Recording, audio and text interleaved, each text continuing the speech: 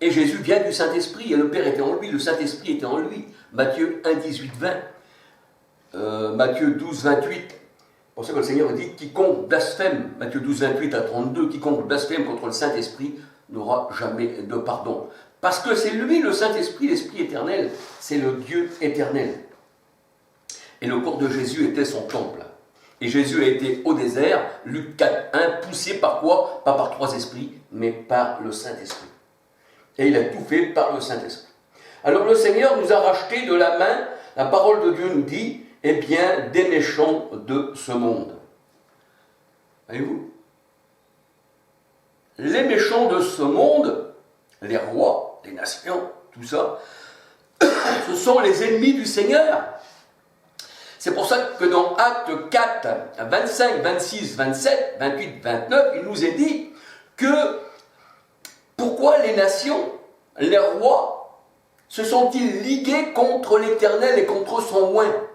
On voit que quand le Seigneur Jésus-Christ est venu, Pilate, Hérode, mais aussi César, eh bien, s'avaient ligué contre l'Éternel. C'est ça les rois, c'est ça la bête. Parce que même Hérode, il ne voulait pas qu'il y ait un autre roi. Et nous voyons que la parole de Dieu nous dit, Apocalypse 17, 11, que les rois, c'est la bête. Et lui, comme il était une bête, Hérode, eh bien, il voulait rester. Mais le Seigneur dit, mon royaume n'est pas de ce monde. Vous faites partie d'en bas. Ça, c'est votre royaume. C'est pour ça, 1 Jean 5, 19, 20 nous dit, le monde entier est sous la puissance du malin. Mais vous, vous êtes d'en haut. Vous ne faites pas partie de ce monde.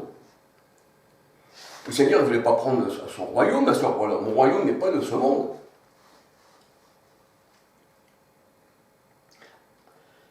Le Seigneur nous a rachetés de la main des méchants de ce monde.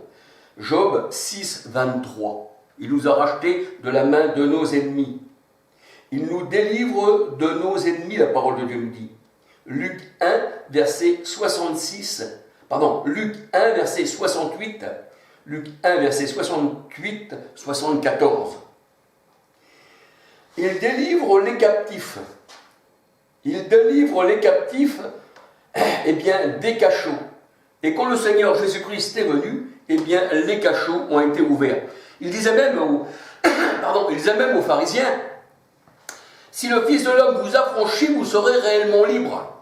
Et eux disaient, non, on n'est pas esclave de personne, on est libre. On a pour père Abraham. Non, le Seigneur a dit non. Vous avez pour père, eh bien, le diable. Jean 8, 43, 44. Et qu'on regarde, je crois que c'est dans 2 Jacques, dans 2 Jacques 12, je crois, un truc comme ça. La Bible elle dit que nous avons une grande liberté parce que Christ nous a donné la liberté. C'est pour ça que la parole de Dieu nous dit on ne doit plus nous imposer les prétextes du monde. Colossiens 2, 14. Si on lit Colossiens 2, 14, ne touche pas, ne goûte pas, ne fait pas, ça, ce sont des choses humaines, dit le Seigneur. Parce que c'est pour une grande liberté que Christ nous a affranchis. Donc il nous a fait sortir de notre cachot, parce qu'on nous tenait en esclavage. Et maintenant, eh bien, le Seigneur dit, on ne peut plus vous tenir, parce que vous êtes d'en haut. Et vous avez un esprit qui appartient à Christ. 1 Corinthiens 6, 13 à 19 nous dit, celui eh bien, qui s'attache au Seigneur est avec lui un seul esprit, tandis que celui qui s'attache à la prostituée, est avec elle une seule chair. Alors, nous avons été délivrés, mais non pas à prix d'argent, mais par le sacrifice de Christ, qui s'est donné lui-même. Il s'est donné lui-même à la mort. C'est-à-dire, il a donné sa propre vie pour nos vies. Et il est dit aussi dans... Vous avez appris qu'il a été dit, œil pour œil, dent pour dent, vie pour vie. C'est le Seigneur qui dit ça. Et dans l'Ancien Testament, nous voyons qu'il fallait une vie pour une vie. Et là, le Seigneur, eh bien, il a donné sa vie pour nos vies. Voyez-vous, il nous a rachetés par sa propre vie. Il n'a pas payé un prix d'argent, mais plus que cela, il a donné sa vie. Il a donné sa vie à ses ennemis, et ses ennemis l'ont mis en croix, et ils l'ont crucifié, afin que nous ayons la vie. Voyez-vous, et ses ennemis, eh bien, ce sont les rois de ce monde, c'est la nation de ce monde, ce sont des hommes. C'est pas des esprits qui rentreront en vous et qui vous posséderaient. Si, ils possèdent votre argent, tout ça, ces gens-là. Mais ce sont que des hommes. Et ce sont des ennemis. Et on voit que le monde entier, eh bien, suit ces gens-là. Le monde entier est sous la puissance de la bête. Et quiconque n'avait pas sa marque, eh bien, ne pouvait rien faire. C'est ce qu'on voit. Ça, c'est un monde de prisonniers. Alors le Seigneur, il a donné sa propre vie. Il ne nous a pas rachetés à prix d'argent. La parole de Dieu nous dit qu'il a donné sa vie et qu'il a donné son sang et que c'est le sang de l'alliance éternelle. Zacharie 9, versets 9 à 11 et Hébreux 13, verset 20. Il nous a délivrés de nos persécuteurs. Il délivre l'âme de ses enfants. Et oui, il délivre l'âme de ses enfants, il nous délivre de nos persécuteurs. Psaume 34, verset 22-23. La parole de Dieu, elle dit de ceux qui nous haïssaient. Psaume 106, verset 10. Michée 4, verset 10. Le Seigneur, il nous a rachetés par sa propre vie. Il a pris la croix. C'est nous qui devions être sur la croix normalement, parce que le Seigneur, la malédiction de Dieu était sur nous. C'est lui qui a pris cette malédiction et il nous a rachetés par sa propre vie. Galates 3, verset 13. Il a donné sa vie en rançon, la parole de Dieu dit. Matthieu 20, verset 28. Ésaïe 61, verset 1-2. Il a racheté les captifs et il a fait sortir les captifs des cachots. Ésaïe 61, verset 1-2 et Ésaïe 42, verset 1-7-8. Et c'est par le sang de Christ, eh bien, que les captifs ont été libérés. Et il est vrai que pour revenir au roi de ce monde, eh bien, ces gens-là se sont enrichis par les guerres qu'ils ont provoquées et par les bombes qu'ils ont construites et qu'ils ont récupéré de l'argent. Bien souvent, les guerres se font, c'est qu'on vend des armes parce qu'on récupère de l'argent et en plus, on élimine le peuple. Voyez-vous? Elles ont fabriqué eh bien, des armes, elles les ont vendues, elles ont tué les personnes. Et aujourd'hui encore, eh bien, nous voyons qu'ils font des faux médicaments pour eh bien, nous exterminer. C'est ce qu'on appelle la bête. Et la parole de Dieu nous dit, ceux qui ont été achetés eh bien, par la bête, par les rois de ce monde, par les puissants de ce monde, eh bien, subissent bien des tourments. Ils subissent bien des tourments. Ils sont devenus leurs marionnettes. 1 Timothée 6, versets 9 à 11. Et l'amour de l'argent est la racine de tous les maux. Et la parole de Dieu nous dit, toi, homme de Dieu ou femme de Dieu, eh bien, fuis ces choses. Et nous voyons que dans les religions, le 3/4 des religions avec leurs fondateurs, eh bien, les fondateurs demandent toujours la dîme, donner pour nos pauvres, donner un peu comme l'Église catholique, avec ses banques du Vatican, avec une seule couronne, le pape il pourrait payer je ne sais pas combien de maisons aux malheureux. Et nous voyons que même au Vatican, il y a des malheureux qui dorment eh bien, sous les portes et ils n'ont même pas de quoi souffrir un verre d'eau. Voyez-vous? Et là, ils disent donner aux malheureux alors qu'ils ont des banques, les banques du Vatican aussi, c'est ça. Ils ont des billets avec leur effigie, ce sont les rois de ce monde. Et le monde, eh bien, les adore. Et oui, et pourtant, ils tyrannisent le monde. C'est pour ça que le Seigneur, il dit, toi, homme de Dieu, fuis ces choses. La parole de Dieu, elle dit que leur richesse a été acquise au prix du sang. Et leur richesse, leur or, est pourri. Jacques 5, versets 1 à 6. Ils ont tué le juste. Et le juste, c'est le Christ. Le juste, c'est l'enfant de Dieu. Voyez-vous? Ils l'ont tué. Eh oui, ils l'ont tué. Le Christ, le Fils, sorti de Dieu, qui est Emmanuel, Dieu avec nous, qui s'est fait homme, qui est Dieu véritable. 2 Corinthiens 5, 19, car Dieu était en Christ. Jean 6, 57, Jésus vivait par le Père. 1 Timothée 3, 16, car Dieu était manifesté dans la chair. Eh bien, ils ont tué le juste, ils ont tué le Christ. Mais ils ont tué la chair, mais ils n'ont pas tué celui qui était en Christ. Parce qu'un esprit n'a ni chair ni os. Et comme le Père est esprit, Jean 4, versets 23-24, et qu'il était en Christ, qui faisait vivre le corps du Christ, et qu'un esprit n'a ni chair ni os, on ne pouvait pas tuer eh bien, l'Éternel. Mais l'Éternel a donné ce corps en sacrifice. Et le Seigneur il dit, eh bien le malheur est pour eux. Luc 6, versets 20 à 26. Le malheur, il est pour eux. Et le Seigneur il dit qu'il a un procès avec les montagnes et les collines. Le Seigneur a un procès avec les montagnes et les collines, pardon. Et nous voyons que les montagnes et les collines dans la parole de Dieu, ça représente les grands de ce monde, ça représente les rois, ça représente les princes. C'est ce que nous dit la parole de Dieu. Il a un procès avec eux, qui dit le Seigneur, avec les richesses de ces rois. Michée 6, versets 1, 2, 9 à 13. Apocalypse 17, versets 9, 10, 11. Les montagnes, ce sont des rois. Les collines, ce sont des princes. Et les riches, la parole de Dieu nous dit, font cause commune pour piller les pauvres. Ils sont d'un commun accord pour piller les pauvres. Jacques 2, verset 6-7. Michée 7, verset 2 à 4. Et le Seigneur dit, eh bien cette bête, ces rois, ces empereurs, ces Césars, eh bien le meilleur d'entre eux est comme une ronce, il est pire qu'un buisson, pardon, il est une ronce, et il est comme un buisson d'épines. Et le meilleur d'entre eux, il est un buisson d'épines et il est une ronce. Et le plus droit d'entre eux est un buisson d'épines, c'est ce que nous dit la parole de Dieu.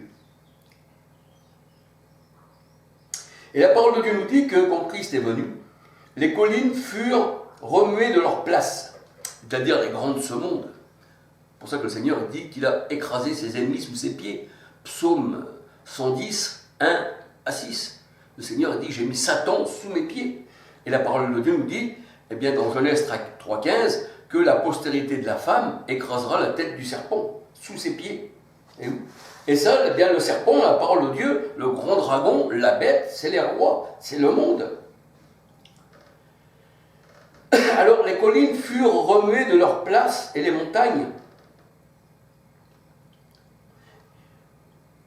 Les rois de la terre, des princes de ce monde, les riches, les puissants et les chefs militaires devant la face du Seigneur, eh bien, se sont cachés dans les cavernes. C'est-à-dire, ils se sont jetés dans les ténèbres. Et ils dirent aux montagnes et aux rochers, tombez sur nous, c'est-à-dire les chefs militaires par lesquels, eh bien, les grands de ce monde, eh bien, gouvernent. Parce que c'est les grands de ce monde qui gouvernent l'armée. Et ces chefs militaires, devant la face du Seigneur, eh bien, se sont cachés dans les cavernes. Et ils dirent aux montagnes, c'est-à-dire à la bête, aux grands de ce monde, tombez sur nous et cachez-nous de devant celui qui est assis sur le trône, car le grand jour de sa colère est venu. Apocalypse 6, versets 14 à 17. C'est pour ça que le Seigneur Jésus-Christ disait, Jean 16, 33, j'ai vaincu le monde. Colossiens 2, 14, eh bien, j'ai écrasé les dénominations de ce monde. Le Seigneur a dit qu'il a mis tout sous ses pieds. Et le monde a été vaincu. Et les dénominations. Le prince du monde, quand le Seigneur Jésus-Christ est venu, a été jeté dehors. Jean 12, verset 31. Il a été jeté dehors, c'est-à-dire loin de la face du Seigneur et de son royaume. 1 Jean 5, 19, 20. Parce que le monde entier, il est sous la puissance du malin.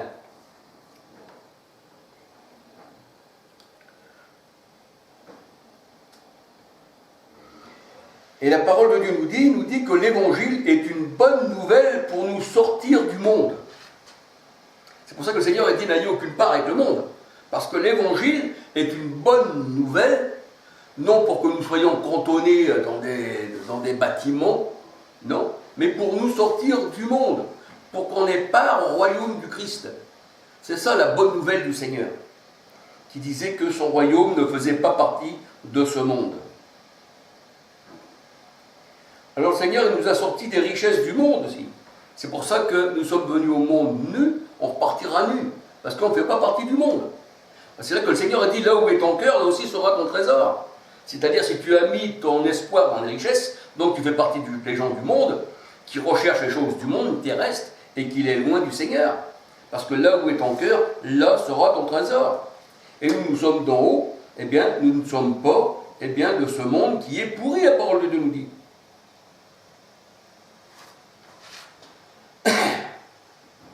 Et leur richesse, eh bien, ils l'ont acquis dans la fraude. Comme, eh bien, le prince de Tyr, dont le cœur des mers, dont il était le roi. Prince de Tyr. Le prince de Tyr ou le roi, c'est pareil. Hein. De toute façon, c'est tous prince ou roi, hein, ce sont enfants. Hein, ça c'est le roi et ça c'est le prince. Eh bien, il s'est élevé et il s'est pris pour Dieu, comme les rois du monde. Ézéchiel 28, versets 1 à 6. Le Seigneur dit, par ta richesse que tu t'es acquise, et oui, c'est la richesse que tu t'es acquise, tu as dit, alors là, je suis Dieu, je domine tout, je paye les hommes, je paye les laboratoires, je paye le pesticide, je paye l'autre qui va aller tuer l'autre, je peux prendre un tueur à gage, avec l'argent, je peux tout faire. Mais le Seigneur, il dit, ton argent est pourri, et tu périras avec ton argent. Tu périras avec. Et c'est ce que disait, eh bien, le prince de Tyr. Et c'est ce que disait le Seigneur du prince de Tyr. Ton cœur s'est élevé par ta richesse. Et oui.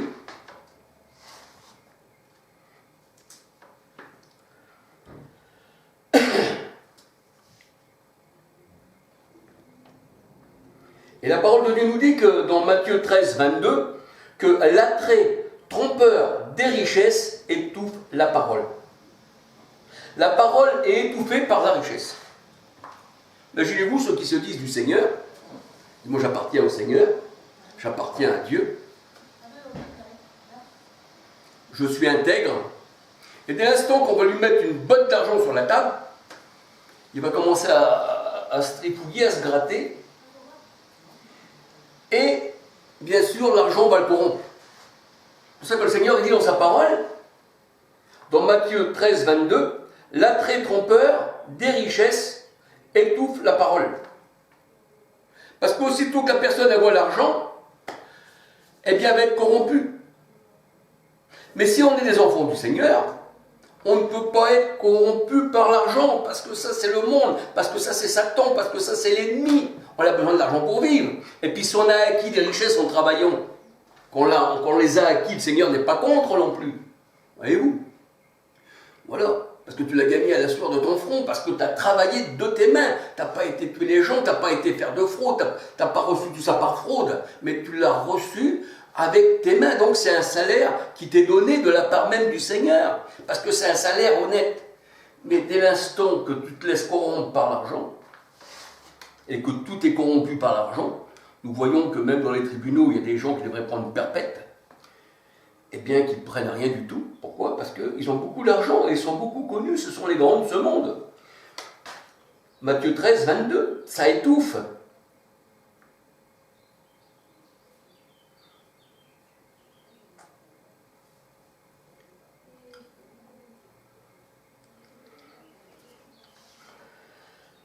Et il y avait un homme qui disait au Seigneur, voici, Seigneur, je donne la dîme de tout. Je fais tout ce que ta parole ordonne. Qu'est-ce qui me reste encore? Mais le Seigneur, il dit, il te reste encore une chose, si tu veux être parfait. Donne tout ce que tu as, c'est-à-dire, vends pas, mais donne tout ce que tu as, débarrasse-toi de tout ce que tu as, donne-le aux pauvres, viens, suis-moi et tu auras un trésor dans le ciel. Et là, nous voyons que la personne s'est détournée, parce que l'argent l'avait étouffé. C'est ce que nous dit Matthieu 13, 22, l'argent l'avait étouffé. Et vous, il avait de grandes richesses. Et le Seigneur dit, eh bien, qu'il est dur à un riche d'entrer dans le royaume des cieux. Parce que la richesse le tient. Matthieu 19, versets 16 à 23. Et nous savons que Judas Iscariote, eh bien, pour l'argent, il a vendu son maître. Il a vendu le Seigneur pour 30 pièces d'argent. Il a vendu le Seigneur pour 30 pièces d'argent.